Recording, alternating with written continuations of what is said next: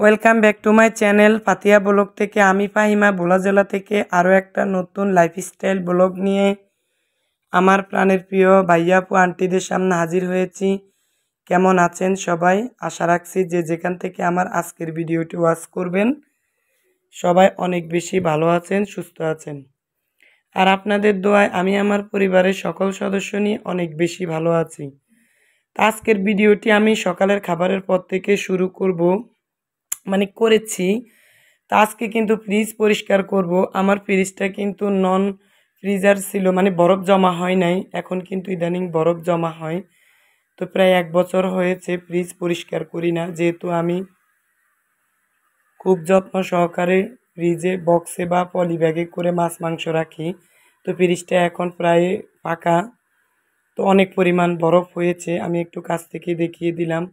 তো অফ ক্যামেরায় কিন্তু এখানে যা যা আছে নর্মাল ফ্রিজ আর ডিপ ফ্রিজে সব কিছু আমি নামিয়ে রাখবো।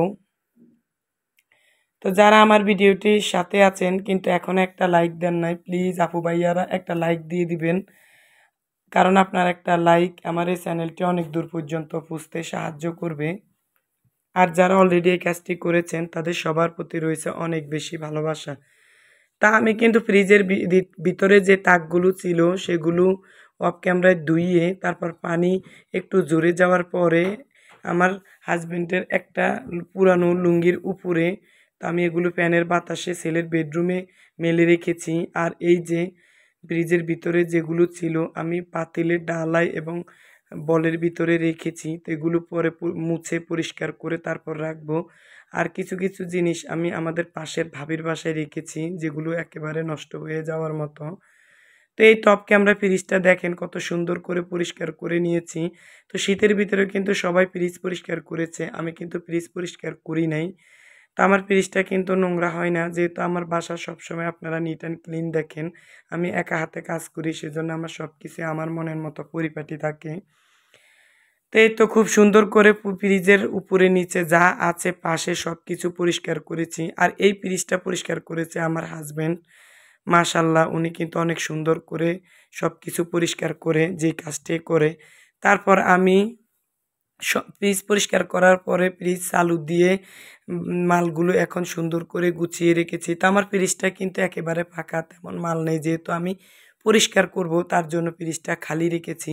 এখানে 1 সপ্তাহের মতো মাছ মাংস আছে, আর কিছু ফ্রোজেন করেছি কাঁচামরিচ, গাজর, ধনেপাতা। এছাড়া আমার ফ্রিজটা পুরোই ফাঁকা। তো যাই হোক, রমজানের জন্য বাজার করব, তখন হয়তো বা ফ্রিজটা ফিল আপ হয়ে যাবে। তো যারা আমার ভিডিও চ্যানেলে আজকে নতুন ভিজিট করছেন, যদি আমার এই ধরনের লাইফস্টাইল ব্লগগুলো আপনার ভালো লাগে তাহলে প্লিজ চ্যানেলটা সাবস্ক্রাইব করে দিবেন, আর পাশে থাকা বেল বাটনের অল অপশনটা অন করে রাখবেন। যখন কোনো ভিডিও আপলোড করব তখন আপনার ফোনে নোটিফিকেশন চলে যাবে আর আপনি দেখে নিতে পারবেন। তো অনেক তাড়াহুড়ার ভিতরে আজকে কিন্তু ফ্রিজ পরিষ্কার করেছি। এর ভিতরে কিন্তু আমি অফ ক্যামেরায় রান্না করার আগে অনেক কাজ করে নিয়েছি। শীতের অনেকগুলো পোশাকে আমি ধুইয়ে রোদ্রে দিয়েছি, সেই অংশটা আর শেয়ার করলাম না। তো এখানে আমি দুপুরে রান্নার জন্য কিছু আয়োজন করলাম হালকা পাতলা। তো হচ্ছে ধনেপাতা নিয়েছি, তারপর আদা, জিরা, রসুন ব্লেন্ড করে নিয়েছি। আর এই যে দেখছেন মাছটা ভেজে নিয়েছি, এটা আমার শাশুড়ি রাতে পাঠিয়েছে আমাদের পুকুরের, তো ছোট মাছ সাইজে। তা আমি এগুলো হালকা করে ভেজে নিয়েছি আর অফ ক্যামেরায় ভাতটা রান্না করে নিয়েছি। তবে ইদানিং মাছ ভাজতে গেলে কিন্তু আমার মাছটা ভেঙে যায়, জানি না কী জন্য এমনটা হয়, জানলে আমাকে প্লিজ বলবেন আপুরা। ফ্রাই প্যান কড়াই আর যেটাতে বাজে আমার মাছ কিন্তু ভেঙে যায়। আর এখানে পেঁয়াজ আর রসুন কুচি করে দিয়েছি। একটা কড়াইতে পরিমাণ মতো লবণ দিয়ে দিলাম, আর কয়েকটা ফ্রোজেন করা কাঁচামরিচ দিয়ে দিলাম। এবার এগুলো ভালো করে ভেজে নেওয়ার পরে আমি এর ভিতরে রসুন, আদা, জিরা বেটে নেওয়া 3 টেবিল চামচ দিয়ে দিলাম। তো এখানে আমি আজকে পেঁয়াজও ব্লেন্ডার করে নিয়েছি, তো এই জন্য পরিমাণে 3 টেবিল চামচ দিয়ে দিলাম। তো এবার এগুলো তেলের উপরে ভালো করে ভেজে তারপর আমি এর ভিতরে আমার ব্লেন্ডারে হলুদ আর মরিচের গুঁড়া একটু পানি দিয়ে গুলিয়ে দিয়ে দিলাম। তো এখানে 1.5 টেবিল চামচ হলুদের গুঁড়া, 2 টেবিল চামচ মরিচের গুঁড়া দিয়ে দিলাম। তো এখন এই যে আলু, সিম আর সিমের বিচি আমি এখন কষিয়ে নেব। আর যে 2 পদের বেগুন নিয়েছি সেটা একটু পরে দেব। এটা কষানো হয়ে গেলে যেহেতু বেগুন একটু নরম তরকারি, আর অপর পাশে আমি একটা মানে প্যানে টমেটো চাটনি তৈরি করে নেব। তো টমেটো চাটনি আর কি বলবো ডিটেলসে, এখানে আমি 1/2 টেবিল চামচ হলুদ, 1/2 টেবিল চামচ মরিচ আর হচ্ছে চিলি ফ্লেক্স দিয়েছি 1.5 টেবিল চামচ। এখন 3 টেবিল চামচ চিনি দিয়ে দিলাম। আর হচ্ছে রসুন, আদা, জিরা আর একটু পেঁয়াজ বাটা দিয়েছি 1/2 টেবিল চামচ করে। তবে কুচি করা রসুন আর পেঁয়াজও আমি তেলের উপরে একটু লাল লাল করে বাগারের মতো করে দিয়ে তারপর এগুলোর উপরে আমি সবগুলো উপকরণ ঢেলে দিয়েছি। তো যাই হোক, আমার তরকারিটা কষানো হয়ে গেছে। 10 মিনিট কষানোর পরে আমি এখন 2 পদের বেগুন দিয়ে দিলাম।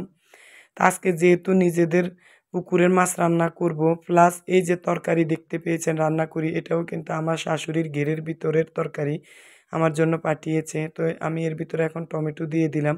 আজকে যাই রান্না করি সব কিছুই কিন্তু আমাদের নিজেদের মানে চাষের সবজির ক্ষেতের সবজি। তা আমার 2 পরিবারেই কিন্তু সবজি চাষ করে, সেজন্য আমাদের তরকারিটা বাইরে থেকে তেমন একটা কেনা হয় না। তো আমি মাছটা দিয়ে অফ ক্যামেরায় তারপর পরিমাণ মতো ঝোলের পানি অ্যাড করলাম। আর এখন টমেটোটা নেড়ে চেড়ে দিয়েছি। তো টমেটোটা আমার হয়ে গেছে চাটনিটা। তো এর ভিতরে আমি ধনেপাতা দিয়ে দিলাম। এই ধনেপাতাও কিন্তু আমাদের নিজেদের। তো এক কথায় যাই রান্না করবো আজকে সব কিছু আমাদের নিজেদের ক্ষেতের। তারপর একটা ডিম দিয়ে দিলাম। টমেটো চাটনিতে ডিম দিলে অনেক বেশি ভালো লাগে। তো আমার মাছের তরকারিটাও হয়ে গেছে। তো তাড়াতাড়ি হয় নাই, অফ ক্যামেরায় রান্নাটা করে নিয়েছি, একটু একটু করে শেয়ার করতেছি। তো ধনেপাতা দিয়ে দিলাম একটু বেশি পরিমাণে। তো এই দেশি ধনেপাতাটা দিলে কিন্তু তরকারি অনেক বেশি মজা লাগে। তো ফাইনালি আমার তরকারিটা রান্না হয়ে গেছে, চাটনিটাও হয়ে গেছে। তো আমার হাজব্যান্ড, ছেলে আমরা সবাই অফ ক্যামেরায় খাবারটা খেয়ে নেব। ওনাদেরকে তো আর ক্যামেরার সামনে দেখানো যাবে না।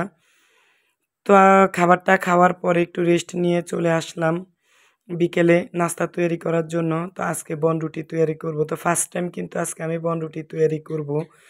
তো খারাপ হয় নাই, মোটামুটি ভালো হয়েছে। দেখতে থাকেন, আশা রাখছি এই টিপস এবং ফলো করলে আপনারাও তৈরি করতে পারবেন। তো আমি এখানে 2 কাপ পরিমাণ ময়দা নিয়েছি।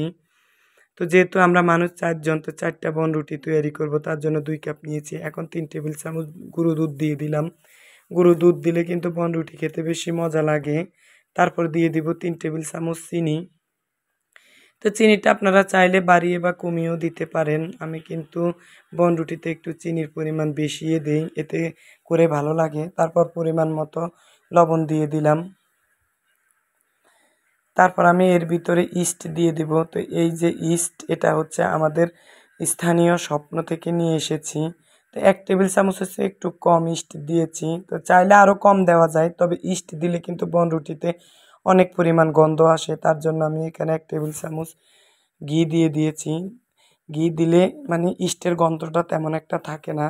তো কে কেমন করে তৈরি করেন জানি না, আমি কিন্তু আমার নিজের প্রজেক্ট অনুযায়ী তৈরি করি, আমি যেটা মনে করি। তারপর 1 টেবিল চামচ হচ্ছে মানে প্রায় 2 টেবিল চামচ সয়াবিন তেল দিয়ে দিলাম। এবার সবগুলো উপকরণ আমি কষলিয়ে নেব। যখন এভাবে দলা পেকে যাবে তখন এর ভিতরে কুসুম গরম পানি অ্যাড করব। আমি পানিটা কিন্তু আগে গরম করে রেখেছি।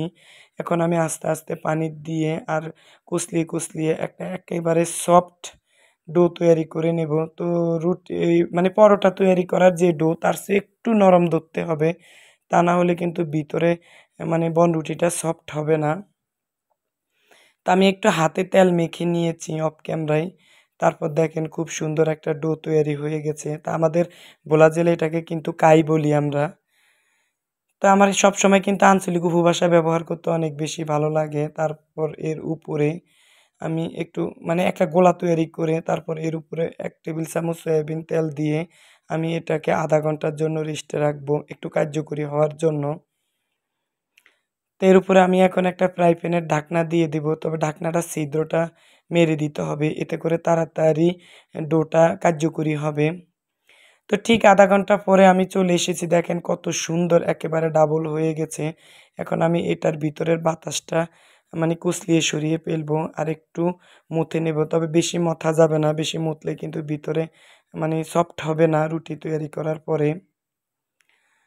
তো যাই হোক, এখন আমি 4টা লিচি কেটে নেব, মানে গোলা তৈরি করে নেব 4টা। তবে বড় করবেন না, যেহেতু এটা ফুলে আবার যখন রুটি তৈরি করবেন তখন কিন্তু ডাবল হয়ে যাবে। তা আমি পরিমাণ মতো 4 পিস গোলা তৈরি করে নিয়েছি। তা এখন একটু হাতের সাহায্যে এটাকে মানে গোল আকৃতির শেপ দিয়ে নিলাম। তো আমি একটা স্টিলের প্লেটে একটু তেল মেখে নিয়েছি। এখন 4টা গোলা প্লেটে দিয়ে দেব। তো কিভাবে আমি গোলাটা তৈরি করব সেটাই দেখিয়ে দিলাম। মানে গোলাটা তৈরি করতেছি সেটাই দেখিয়ে দিলাম। তো এভাবে কিন্তু আমি 4টা গোলায় তৈরি করে নেব। তো চারপাশে 4টা দিয়ে দিলাম। আর এখন উপর দিয়ে আমি মানে কালার আসার জন্য ডিম নিয়েছি। তো ডিমের সাদা অংশটুকু আমি রেখে দিয়েছি। আর কুসুমটা এখন ফেটিয়ে নেব।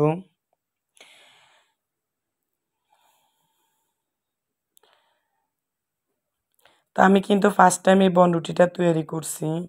তো আমার কিন্তু অনেক বেশি ভয় কাজ করতেছে, যেহেতু আপনাদের সাথে শেয়ার করি। ভালো হইলে তো ভালোই, আর যদি খারাপ হয় তাহলে অনেক বেশি ভয় করে যে কোনো জিনিস। তা আমার বাসায় কিন্তু ব্রাশটা পাই না আমি খুঁজে। এখন আমি চামচের সাহায্যে দিয়ে দিয়েছি অফ ক্যামেরায়, আর দিয়ে দিলাম উপরে তিল। এই তিলটাও কিন্তু আমার শ্বশুরবাড়ি থেকে আমার শাশুড়ি পাঠিয়েছে। তা আমি তো সবসময় বলি যে আমার শ্বশুরবাড়ি এবং বাবার বাড়ি ২ বাড়িতে সব ধরনের সবজি এবং সব ফসলে চাষ করে। তো তিলটা একটু কালো, যেহেতু আমাদের নিজেদের ক্ষেতের তিল। তো আমি মানে ভেজে উপরে ছোলাটা তুলে ফেলেছি। আর বাজারে যে তিল পাওয়া যায় সেই তিলটা কিন্তু মেরামত মানে রিপায়ার করে তারপর সাদা করে বিক্রি করে, সেজন্য এটার কালার সাদা থাকে। তারপর একটা দস্তার কড়াই আমি হাই হিটে হিট করে নিয়েছি। এখন মিডিয়াম আঁচ করে ৫ মিনিট, তারপর লো হিটে রাখবো। তো ১ ঘন্টা পরে আমি চলে এসেছি, দেখেন এই পর্যায়ে এসেছে। তো মাশাআল্লাহ অনেক বেশি সুন্দর হয়েছে। তা আরও ২০ মিনিট রাখলে উপরে কালারটা সুন্দর আসতো। তা আমি ওই যে বললাম ফার্স্ট টাইম তৈরি করেছি, অনেক বেশি ভয় কাজ করতেছিল। তারপর নামিয়ে ফেলেছি। তো খেতে কিন্তু অনেক বেশি মজা হয়েছে। আমি একটা তুলে দেখিয়ে দিলাম উপরে নিচে কিভাবে কালারটা এসেছে। তো এভাবে কিন্তু আপনারা বাচ্চাদের টিফিনে এটা তৈরি করে দিতে পারেন। বাচ্চারা অনেক বেশি মজা করে খাবে। একেবারে ঘরোয়া পদ্ধতিতে নিজের যা ছিল তাই দিয়ে তৈয়ার করলাম। তো একটু দেখিয়ে দিলাম কেমন হয়েছে। সবার সুস্থতা কামনা করে ভিডিওটি এ পর্যন্ত